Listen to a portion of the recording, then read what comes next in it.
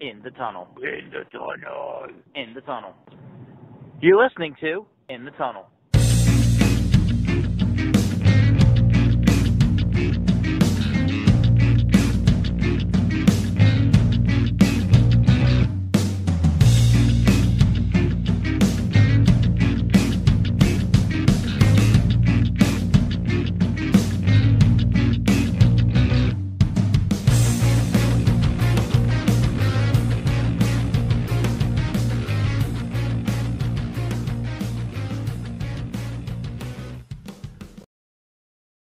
Hello and welcome in the tunnel, episode number 83.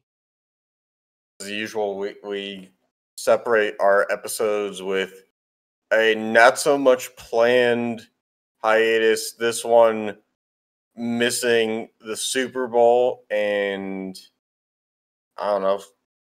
I mean, it doesn't really get much bigger than missing Yeah. the Super Bowl, but we got to the point where, we episode planned a week ago, and then Couldn't record. yeah, and then and even then we were kind of like, the Super Bowl was a week ago. It doesn't really make sense to cover it, and then we kind of now couldn't do it because it's more towards the off season. Yeah. All right. So Anyway, that just means that we have to, get going because we're 2 weeks without an episode. So yeah, we're still gonna talk about the NFL. First things first, though. Well, the only thing we can talk about though is free agency. oh yeah, that would be the big thing.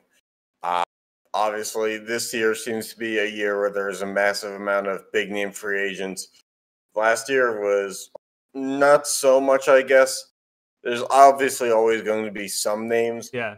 but it's the names that are available like now are synonymous with higher market value, like, and also the names being like, if you're a fan of football for the majority of like the 2010s, is you can find a lot of guys who hit their prime in the 2010s here. Yeah. Like, we don't even have Le'Veon Bell on this list, but he is an unrestricted free agent at the end of this year. That's how deep it goes. I mean, yeah, but you look at this list and it's a pretty deep list. Oh no, we have Yeah, another. I think like 20, but like I was only choosing when making the graphics so many from each positional group. So I mean, obviously it's huge, and I mean, and that's not. That's also there's some big trades that have happened already. yeah, I mean, the biggest one is probably the Stafford off. Stafford for Goff. You feel bad Which, for Goff, and you feel like Stafford probably is going to be closer to a Super Bowl without actually getting one. yeah. Like, I'm glad Matt Stafford feels like he's going to be competing now. I I mean, I don't I see think that he's. he's going to get much better than that. I think he's gonna like the team can compete. I don't see I I this. think the Rams' ceiling is pretty much where it was with Goff. Yeah, but I also think that you know Stafford has a slightly higher upside. I mean, I think he also has a lower downside. I think Stafford is just kind of like that, like up and down type of player where he'll throw you like 6 touchdowns or he'll throw you like 3 interceptions. But I feel like we kind of saw Goff that way too. And even I Goff was the number one overall pick, and he came into the league unrightfully so, getting a lot of criticism for not being good enough to like start like his first year. And then when they threw him in, I think at the end of his first year, he was making mistakes.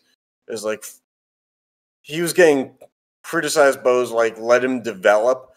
And then he was good. yeah. But then he regressed, and it's for a quarterback, he regressed really soon. Like, that's a position where you don't regress that quickly. So I I it's don't know interesting if now. I think golf was that volatile. I think like every time I tune into a Lions game with Stafford, it's either like they're scoring almost 50 points or they're getting blown out because I see another interception, right? With Goff, I feel like there were the times where he was, consistent, but not like consistently good. I'll say, like you knew what you were getting from him, but it wasn't like the star or lot. Yeah, I mean his fluctuation was more of that fluctuated between being above average and being average Yeah, and for a number one overall pick, and that's why I mean there's a reason why the Rams had to throw in a pick with Goff. yeah, but like my point is that like if Stafford can show up for the Rams, I think they have a slightly higher seat. Right, Stafford Right. is still kind of all over the how I feel like depends on how much of the really good Stafford shows up and how much of the throw six game Stafford. Well, Stafford will give it is all that's undeniable. The thing is he's now what 32, Yeah, 33 years old, and should he give it his all to the point where like he did in Detroit where he was fighting through like torn ligaments and broken body parts, is like maybe now you play more cautiously so you yeah, don't put yourself through that, yep, because he's getting to a point where if he does that he's kind of screwed, and then the Rams will look on and try to find somebody else again yep. because they know that they only have a certain window with Aaron Donald and Jalen Ramsey. I don't know. I think that the Rams could possibly be better than they have been off, but still around the same. I mean, you can't really get. I mean, Goff did take them to a Super Bowl, and they were like one score away from winning. Yeah, Very low scoring Super Bowl. The yeah, but defense did their job, I don't but know if the low scoring is okay anymore. no. I mean, not in today's NFL. All right, well, and we want to talk about any of these. I mean, do you have any predictions for these guys? I think like Rob Gronkowski is only going to be wherever Tom Brady is. I don't have Grunk. I think at this point, Antonio Brown's not on this list, but he's a free agent. Antonio Brown is probably only where Tom Brady is. Antonio Brown could chase money, but I think at this point he knows that his career, even though he made a comeback, is only as good as the support system around him. And I don't see him leaving Tom Brady. I do think that Fournette probably leaves. Yeah, I don't see like the thing with Tampa Bay. The running back wasn't really the position of running back wasn't really the star there anyway. I think Well, Tampa they Bay. had Ronald Jones and LaShawn McCoy was being scratched every game. Yeah, but Like they were deep at no, running no, they back. were deep. But when you looked at a Tampa Bay game, the numbers that the running backs were putting up in relation to like team don't like it was still Tom Brady's game. Still him with the ball, Gronkowski catching the ball. But they were a balanced team. Yeah. Even That though I that think it was they won a slightly championship off of being balanced. I In the think Super they were Bowl, still they slightly threw more to the passing side of the game, but they did well play both sides well. in the Super Bowl. Tom Brady threw for 201 yards because I had him as part of a parlay to have over 225 yards passing, and it did not hit. All right. Well, anyway, yeah, here are some. I think for the Steelers, but Dupree's probably gone unless I do think if Ben retires, if Roethlisberger retires, then they can probably open up some room to bring back Dupree. Um, The problem so I have with Roethlisberger retiring, the heck becomes of your who's your quarterback? it would That's be a exactly what it was in 2019. oh, okay. Rudolph and a good defense. Uh, I mean, not that I'm high on Rudolph at this point. I'm not high on Ben either. true, true. And for Ben's cap hit is $41 million. So he either his guaranteed money would be $19 million. So they're gonna move on from him, I think. All right, yeah, and only notable thing here is J.J. Watt has no team. Uh, Apparently, already receiving a ton of offers or interest. yeah, I mean, I wouldn't be surprised. He probably has the pick of the list. Yeah, his two other brothers are in Pittsburgh already. So, I mean, hopefully that's what happens. Just for marketing reasons, that might drive the cap up here. But All right, yeah. All right, on to the NBA. Um, yeah, we have the 76 top of the Atlantic. the They net, have yep, no, the net's right behind. yeah. Best team in the NBA right now is the Jazz at Yep, not far behind there are the Lakers. yeah. Otherwise, bringing up the rear is the Pistons, Timberwolves, and that's about it, right? Pretty much. I mean, it's been an interesting year because we now are in an era where the Knicks are again a playoff team and like an interesting team in that they're not good, but in the East, the ever popular and ever horrible East, they're good enough to be like the 7 seed, I think.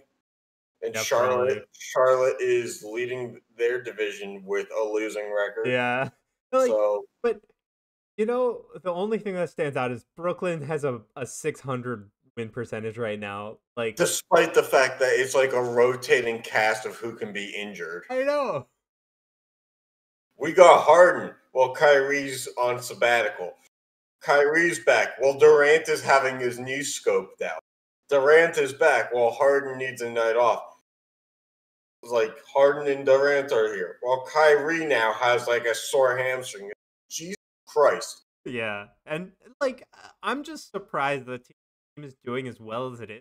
A rotating cast of To think that Brooklyn has like an athletic trainer and or a healthcare provider that can provide like decent like preventative sports medicine care somewhere. yeah.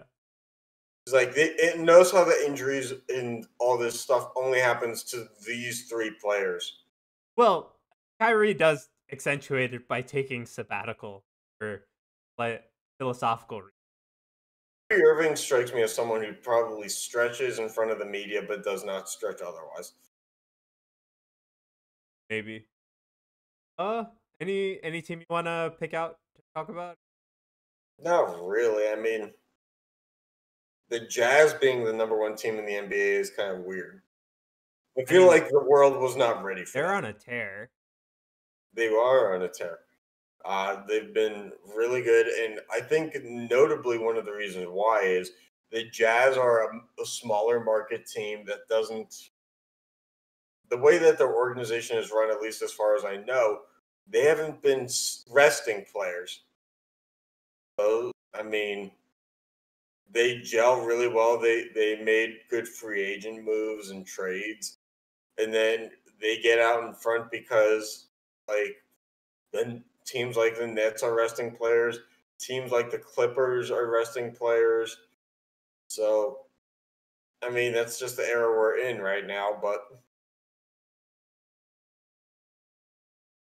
I think On the Jazz are also a younger team in their core. Like Gobert. Gobert is probably close to 30, but Mitchell is younger. Bogdanovich. all right. On to other NBA news. Oh, yeah.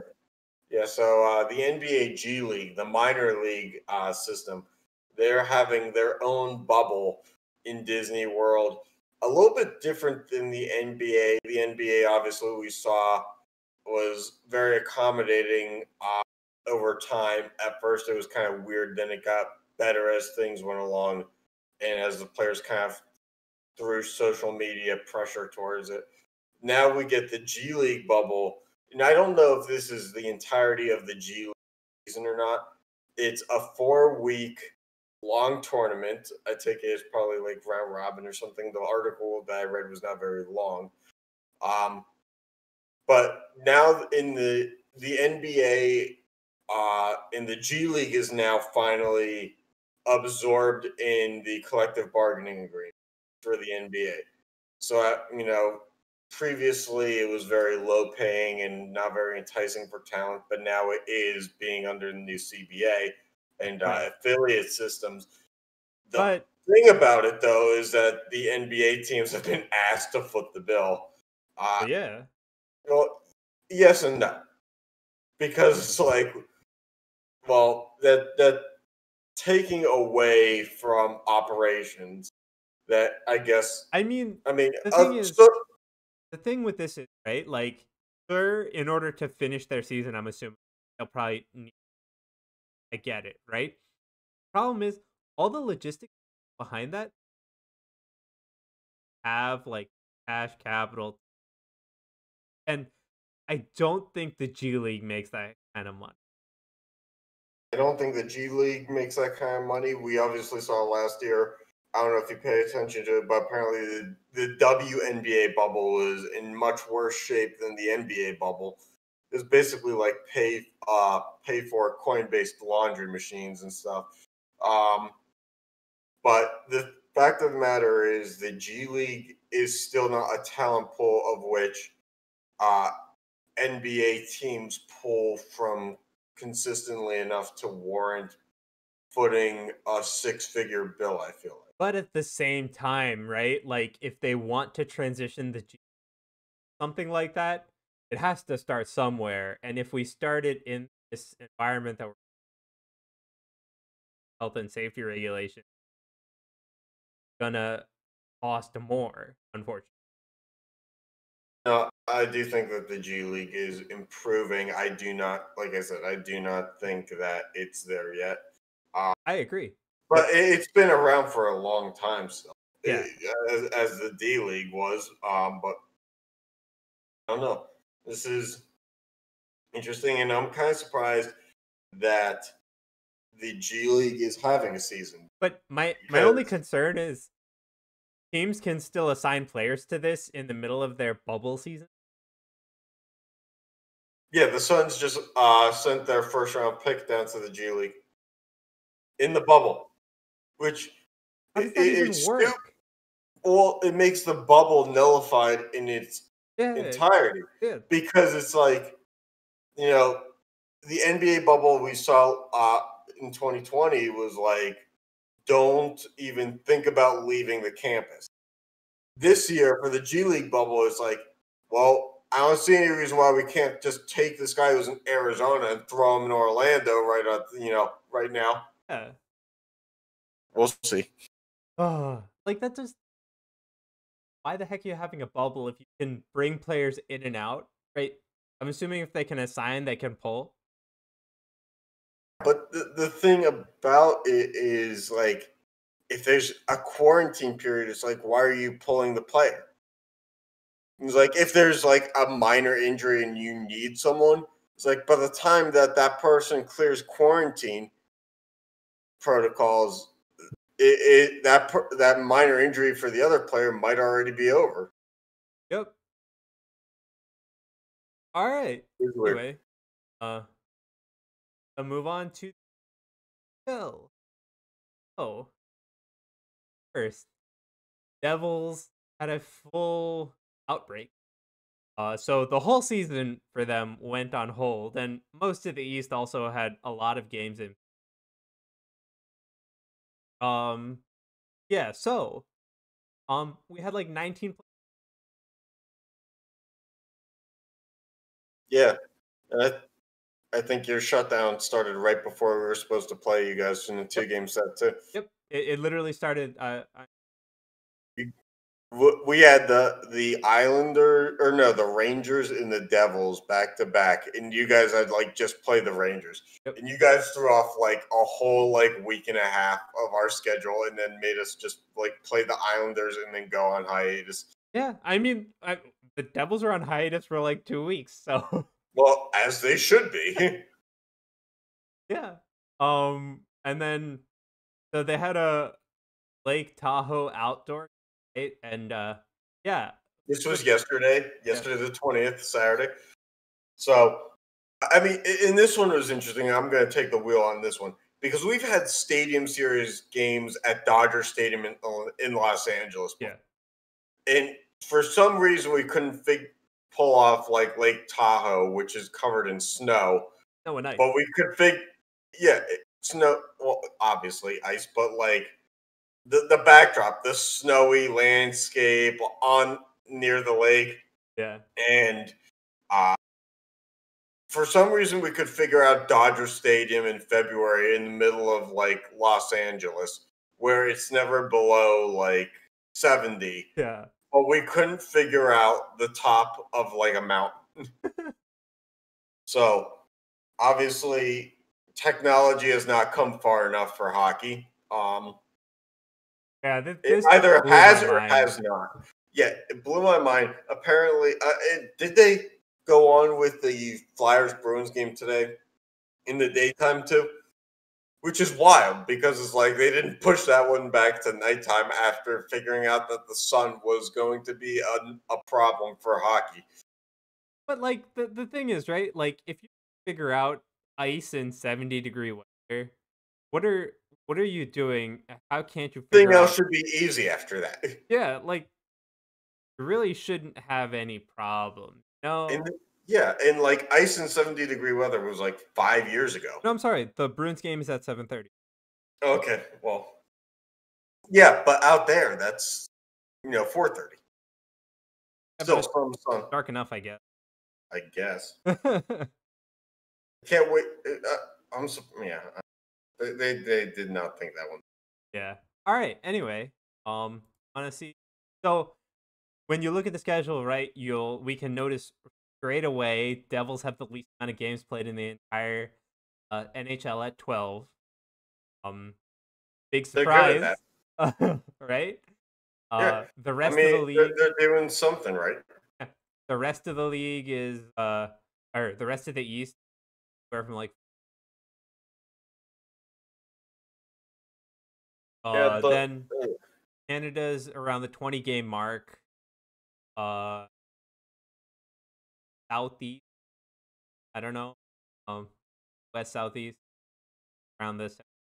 oh, Dallas also only has 12 games, so yeah, they break. oh, they had an outbreak. But theirs was at the start of the season. But no, I thought Carolina had the first caught up. Bear with me a second. Yeah, Minnesota and Colorado have 13.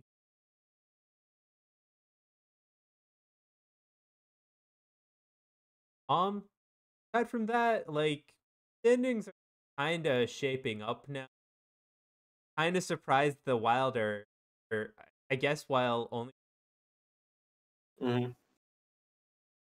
Well, what do you think of the Devils? They have what, 16 points? uh yeah, I think so.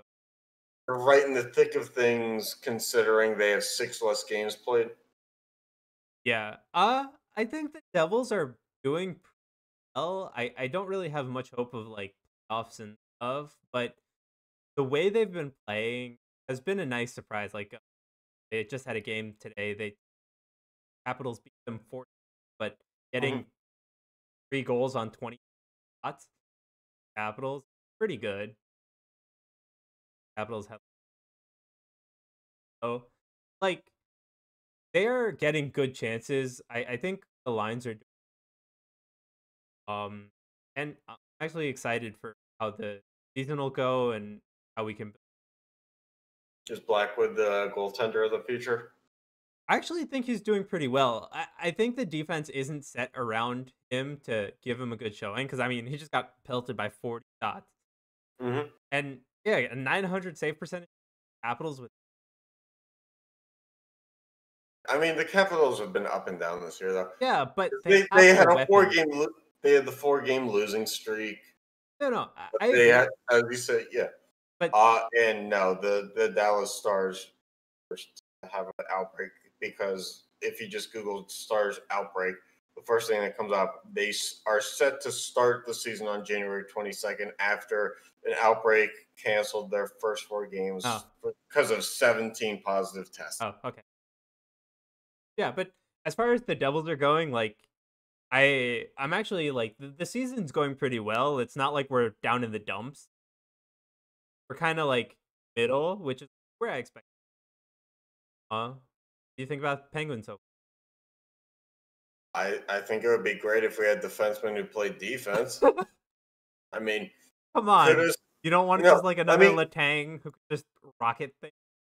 no, we have Marino for that.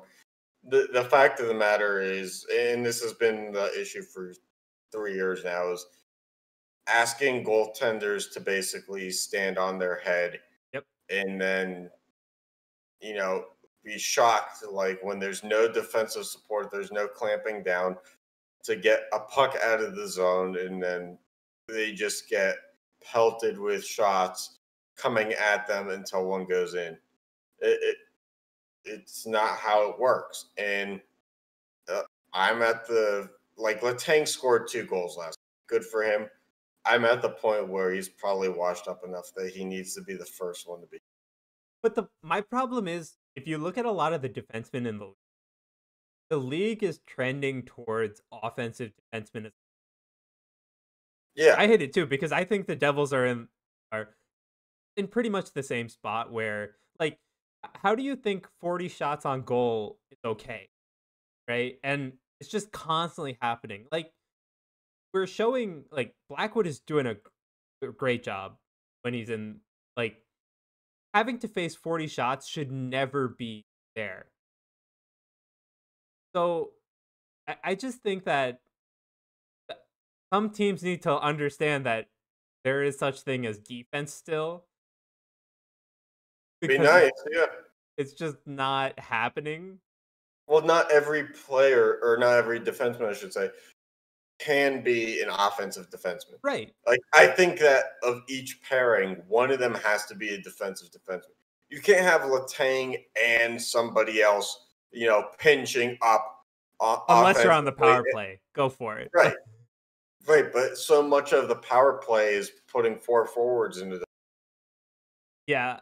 Yeah, but I know some schemes they'll do two defense. It, I mean, obviously, I know the Penguins roll with Malkin as a second defenseman. On a power play, I know the Capitals use Ovechkin Yep. and only use Carlson.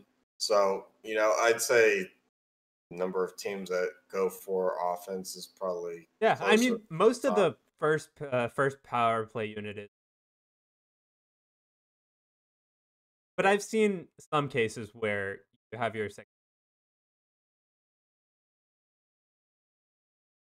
Well, yeah, because as you're getting towards the end of the power play, you have to consider like Yeah. getting. Yep. I just think that we're kind of seeing more of an era where it's like that without the power play. And like I don't know.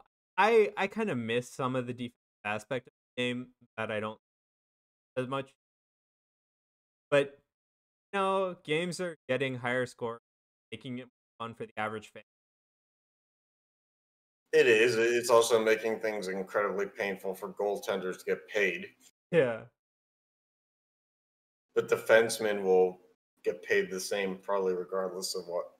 Because the thing is, the offensive defenseman resets the market for what a defenseman should be paid. Yep. And the defensive defenseman, makes like NHL minimum.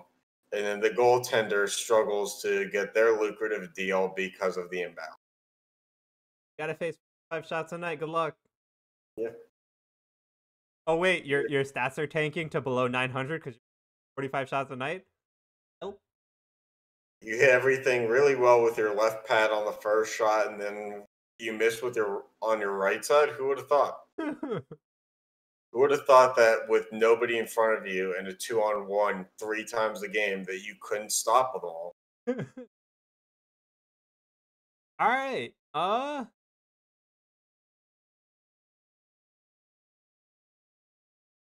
Oh. I guess yeah. Well, I guess we're predicting how we think things are going to go.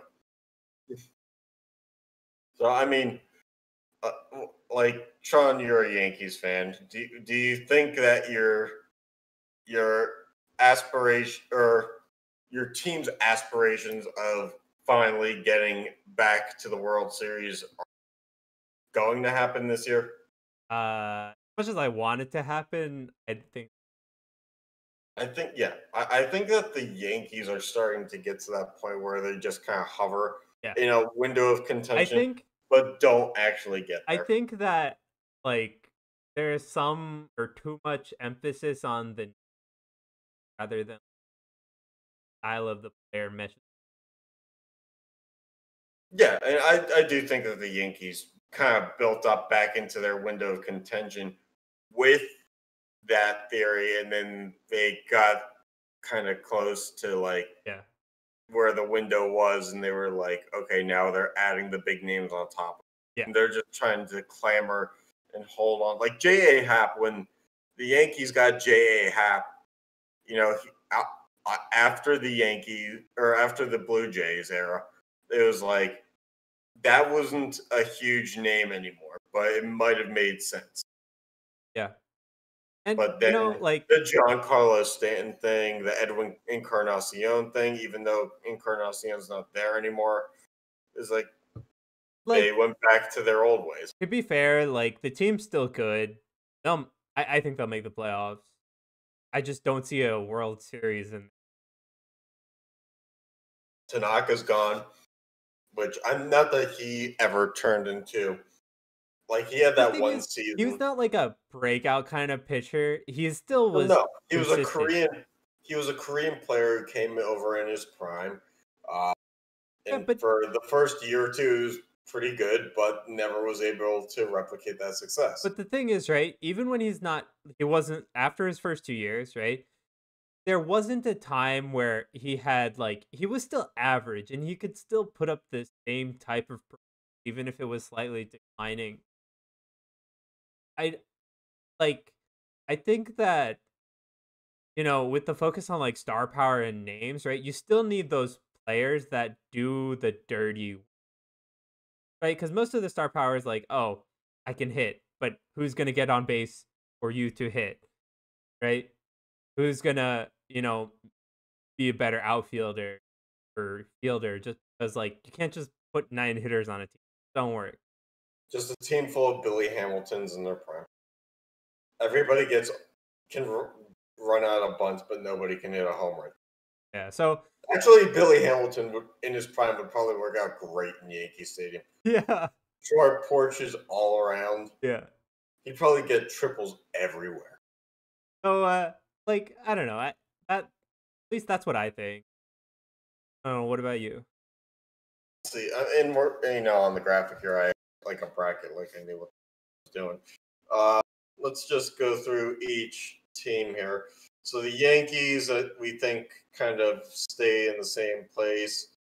The Blue Jays, I could take or leave the Blue Jays. I don't think that the Blue Jays are contending for anything. I don't think they have anything. Yeah, no, I think they're building upward still. Yeah. They have Vlad Jr., so they kind of they brought him up, so they can't really waste him. Yep. But I don't think that they have the tools to compete. The Red Sox, Liz Pedroia, they're, I think, at the point where they're cutting salary again, so they're probably on the way down. The Orioles, cellar dwellers. I think the Rays will be fine. They lose Morton, though. But I still think they're fine. I think, yeah, but I think their free agent acquisitions, they pick up Chris Archer again. They lose Morton. I think they're kind of trying to repair solidified pieces with like shoestring. So we'll see what they can do. But I mean, again, it's in the division with the Yankees. But hey, they got further. Yeah. Yeah, no, I agree. It's just like what I'm saying is the Yankees aren't really a contender. I think the Rays can keep up. So Yeah. yeah, that's all I'm saying. It's like they could keep up. I don't think. I think the White Sox are probably looking upwards. The Twins are probably going to compete for the playoffs, but as normal, they'll probably get that's what they do. The Cleveland baseball team, which is be where they've been, they don't have Lindor anymore. Not that he was providing. Do we know when they're gonna get a new name? Not I didn't know that they were going by the Cleveland baseball team. Well, The it's like the last Washington football team, dude. the last press release I saw, and keep in mind I could have missed something, was basically saying like that they were removing like the Indian logo, but at this point in time they were I think they like got pressured not enough. going. Yeah, I mean after Washington removes the name of Redskins, you can't just be like, oh, we're taking the logo away, and we'll get to it the other stuff when we get to it. Yep. Yeah. Well, that didn't work the last time. What makes you think it's going to work in Cleveland? Kansas City Royals don't really know what's going on there. Same with the Tigers, but Okay. they're doing their kind of dumpster fire. Which is kind of sad. I really like the Tigers field. I Like, mean, it's huge. It looks huge on TV. but it's like really nice. Like when I did a baseball road trip, probably had the most like character. It was a nice feel. Like you got a good view from. I like seeing games there. Seeing those brick walls too. Yeah, and I don't know. It's just like the team has just been so like lackluster that I just don't watch those games. You know. The Houston Astros probably take a step backwards. They lose George Springer. Yeah, but I They still have think they have pitching, but they like have pitching. Yeah. So but AL West probably could be a little bit more open with loss of Springer. The Angels kind of are still in the middle of the pack. They kind of have been sitting there. The Athletics made moves, but are they moves that are going to work? The Mariners, ever, yeah, and the Texas Rangers are kind of a whatever as well. Let's see. NL East, the Mets made decent moves, but also made very Mets kind of mistake moves. that's like a Personnel. what? The Mets could kind of go from one extreme to the other. So that team is gonna be fun to see how it turns out. You know? yeah, speaking of volatile, I'd say the Mets might be the most volatile. Yeah. The Braves probably are in contention just as much as the Nationals. The Phillies should be in contention after all the money that they put into names, but But I just again, don't know. it's all names. But how are they gonna match?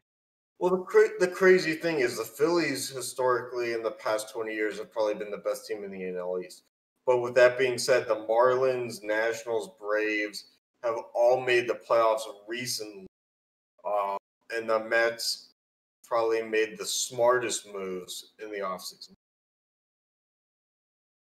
So I'm not really sure. That's probably the most toss-up division. The NL Central, I think the Cardinals are fine. Yeah. I think they're fighting father time now.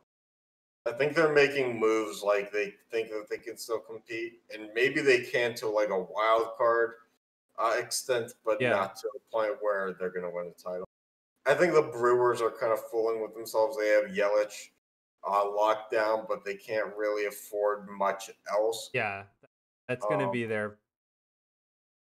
I think the Cubs are a volatile team, and the fact that the talent is there, but it's not the 2016 team kind of talent where everything was up and coming. Yeah. So it's kind of everything is what it is, unless someone breaks out. The Reds are kind of interesting, but not really to the point where they're competitive. And the Pirates are just kind of there because they finally signed like their first major league free agent After contract. imploding their whole team. No, I'm saying they haven't signed a player to a major league deal. Like they signed Gerard Dyson last year and traded him, but Gerard Dyson openly said that he only took the Pirates deal because it was the only major league contract that he was offered. But otherwise, the Pirates hadn't offered a major free Yeah. agent contract in like 3.5 years. Which is dumb. Yep. And then in the NL West, the Dodgers are probably, Dodgers. and then the Padres are probably right there, be neck and neck there. But the Padres always fall. Yeah. It's just like it's always the Dodgers, right? The Padres It, just never do enough right. well, the thing is, it's always the Dodgers, but I feel like it's always the Dodgers once the playoffs. Like, um, I feel like it doesn't matter, and it is possible of the Dodgers to be the second best team in the NL West and going into the playoffs. But if there was a series between those two teams in the playoffs, the Dodgers probably get that. Yeah, but I mean that's literally always what it feels like it shapes up to be. Yeah. I mean, there's not much else to it. Yep. Anything else? Talk about? No, sir. I think I've got everything covered for baseball. All right. It'll be a very interesting season for as long as I can actually watch. Yeah. So hopefully our next episode is a week away. Hopefully. Yeah. Thanks for and next time.